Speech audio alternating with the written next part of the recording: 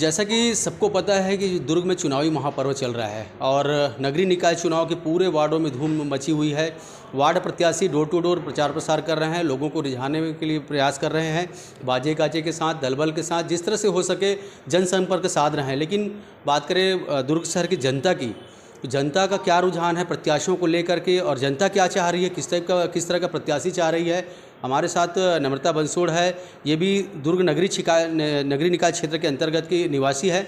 उनसे जानेंगे कि चुनावी इस महापर्व में किस तरह के प्रत्याशी वो देखती हो अपने नज़रिए से, और क्या रहेगा इस बार चुनाव में, कौन प्रत्याशी जो है महापौर कैंडिडेट के लिए, या ज़्यादातर बीजेपी या कांग्रेस, किसके पाले में जो है जितने ज़्यादा प्रत्याशी निकल करके आएंगे।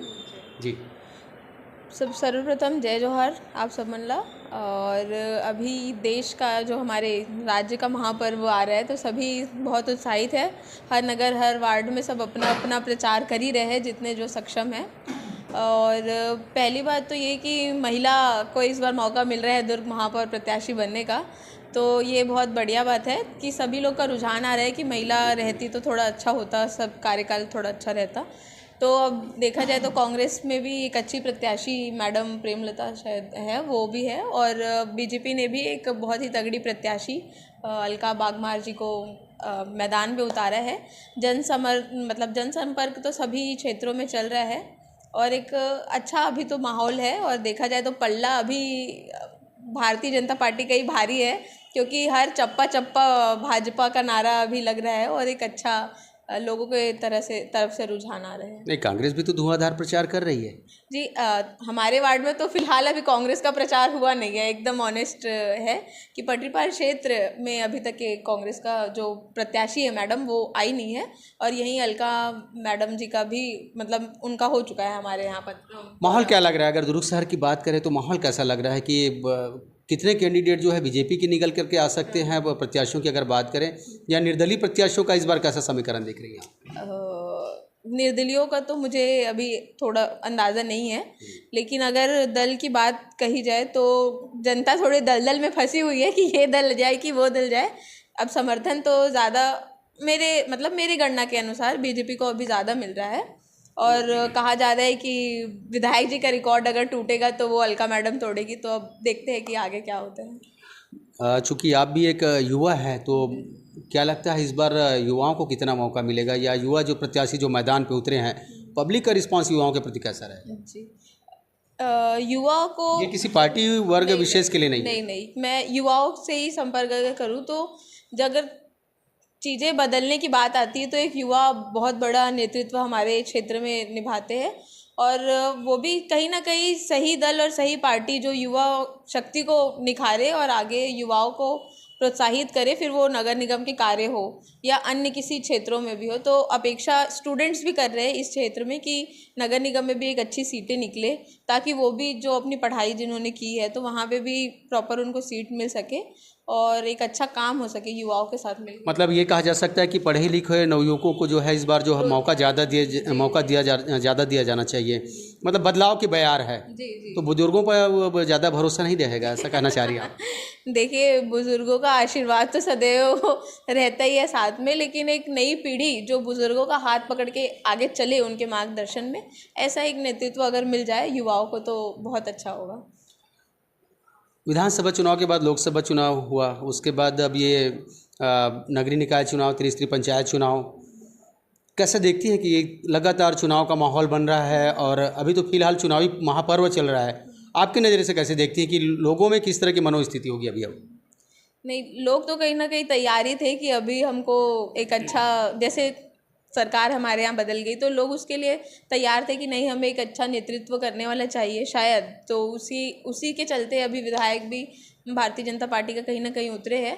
और महापौर की जो पहले जो महापौर थे सर, उनके भी ऐसा नहीं बोल सकते कि विकास नहीं हुआ, तभी तो चल रहा था सिस्टम कि लोगों के घर में तभी भी नल आ रहे थे, बिजली तभी भी थी, लेकिन थोड़ा और अच्छे से। और किन्हीं को मतलब आवास का भी थोड़ा सा उनको परेशानी हुई है कि हमारा आवास नहीं मिला है।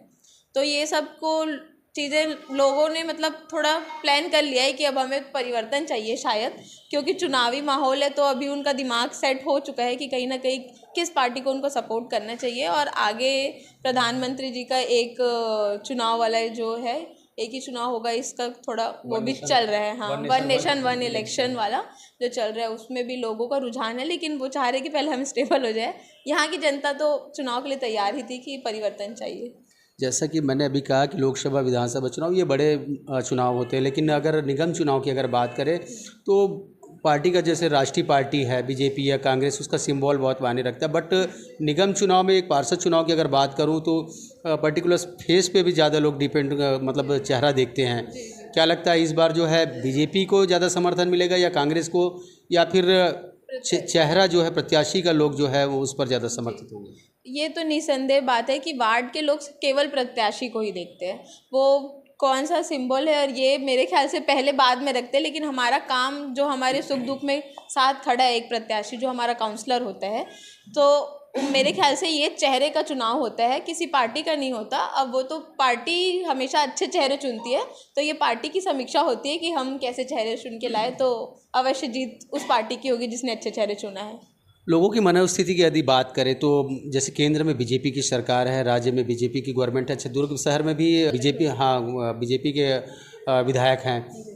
लोगों की मनोस्थिति पर इसका फ़र्क पड़ सकता है कि अगर ट्रिपल इंजन की सरकार बन जाती है, या फिर अगर दूसरे शब्दों में कहूँ कि अगर कांग्रेस का अगर यहाँ पे अगर दबदबा वर्चस्व कायम हो जाता है तो विकास कितना हो पाएगा? यदि बीजेपी की गवर्नमेंट आ जाएगी तो ज़्यादा विकास हो पाएगा, कांग्रेस का यदि सरकार आती है तो उनको जूझना पड़ेगा। किस तरह की मनोस्थिति रहेगी? कहीं ना कहीं थोड़ा सा असमंजस के भाव होंगे अगर यहाँ पे कांग्रेस अभी आती है तो, क्योंकि केंद्र में, या केंद्र की हो या राज्य की हो या नगर निगम की हो, तो एक अपनों के साथ जो हम चलते हैं लेके चीज़ों को, वो कहीं ना कहीं थोड़ा सा असमंजसता होगी। लेकिन सरकार हमारी केंद्र में है, अगर कल को यहाँ कांग्रेस भी आ जाती है तो केंद्र की सरकार है, राज्य की सरकार है, वो किसी भी काम में अड़चने तो नहीं लाएगी। खैर, वो तो जनता को परेशानी होती है और धीरे धीरे हो जाएगा। अब ऐसा कुछ बोला नहीं जा सकता कि क्या हो सकता है, क्या। आप किस पार्टी को समर्थन करते हैं? एक आम जनता होने के ना। जी, मेरे ख्याल से तो भारतीय जनता पार्टी को मेरा अपना मत है कि मैं उसे समर्थन करती हूँ, क्योंकि हमारे प्रधानमंत्री भी नरेंद्र मोदी जी है, वर्तमान में मेरे विष्णुदेव साय जी है, और वैसे ही मेरे विधायक भैया जी है। तो ऐसे मैं चाहूँगी कि मेरी मैडम अलका भी इस क्षेत्र की महापौर बने और हर चीज़ स्मूथ चले। हमारे युवाओं का भी बहुत साथ है उनके साथ में, अगर मेरा समर्थन, ये मेरा अपना रुझान है कि मेरे रहे तो ज़्यादा अच्छा है। बिल्कुल, नम्रता बंसोर से हमारी बातचीत हुई, और दुर्ग नगरी निकाय क्षेत्र की रहवासी है, और जैसा कि सभी को पता है कि ये निगम का चुनाव चल रहा है, इसी में हमने एक समीक्षात्मक उनसे बातचीत की। किसी पार्टी विशेष को महत्व देने की बात नहीं है, बट एक समीक्षात्मक ये बातचीत हुई कि किसकी लोगों का रुझान निर्दलीय प्रत्याशी या पार्टी के किस प्रत्याशी की ओर ज़्यादा रहेगा, और शहर में सत्ता सरकार किसकी बन सकती है। तमाम बातें हमारी उनसे हुई। राजधानी रिपोर्टर के लिए लोकेश।